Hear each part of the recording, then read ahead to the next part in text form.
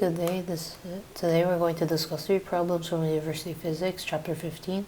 Let's get started. 15.17. The upper end of a 3.8 meter long steel wire is fastened to the ceiling and a 54 kilogram object is suspended from the lower end of the wire. You observe that it takes a transverse pulse 0.0492 seconds to travel from the bottom to the top of the wire. What is the mass of the wire? So for this problem, here's the diagram, and we can find the mass of the wire using this equation. Velocity equals square root of force over mu, which is the mass per unit length. But first we need to find the velocity, and we can find that by using the time we're given, since velocity is just simply distance traveled over the time. So we can substitute that to the first equation, and we can isolate mu.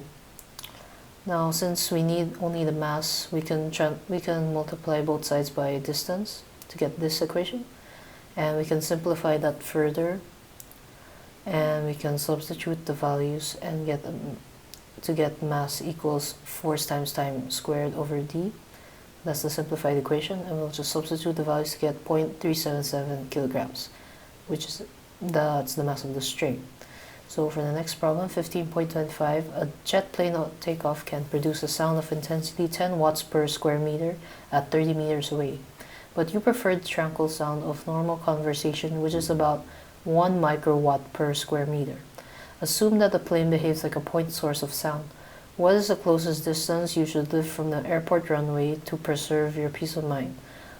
B. What intensity from the jet does your friend experience if she lives twice as far from the runway as you do?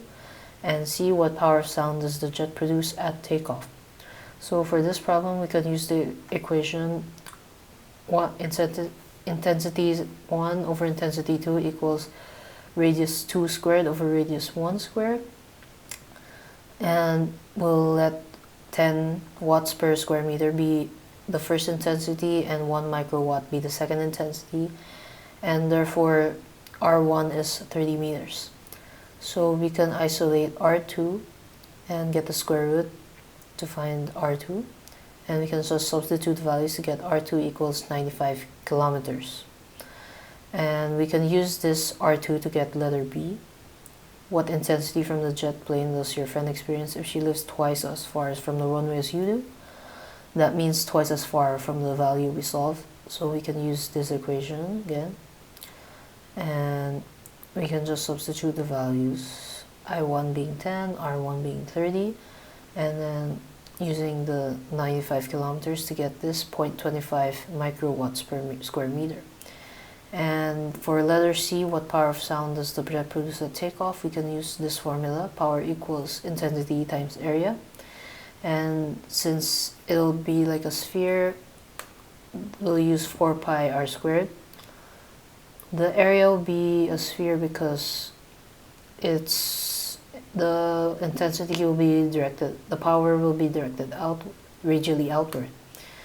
And so we'll substitute the values, 10 times 4 pi times 30 squared, and we'll get an answer of 36,000 pi watts or 110 kilowatts. And finally, for the last problem, 15.59, the lower end of a uniform bar of mass 45 kilograms is attached to a wall by a frictionless hinge.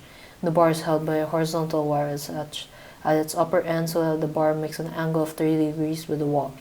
The wire has a length of 0.33 meters and a mass of 0.092 kilograms.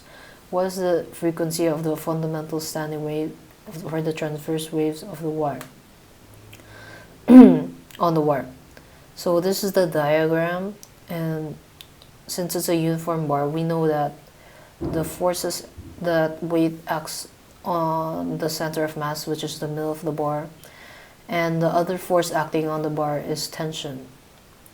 And we need to find tension to find the force on the string, because we're going to use this formula, frequency equals 1 over 2L times square root of force over mu, And so we need to find the tension on the string. So to find tension, we can simply get the net torque acted on the uniform bar. Since it's in equilibrium, the torques will be equal to each other. So this is the equation. Tension times length, since we'll use the point of the bar attached to the wall as the pivot. It's tension times length sine 60 equals weight of the uniform bar, L over 2 sine 30. And since we're going to divide the right side with the left side, L will just be cancelled out, and we'll end up with this equation: weight sine 30 over 2 sine 60.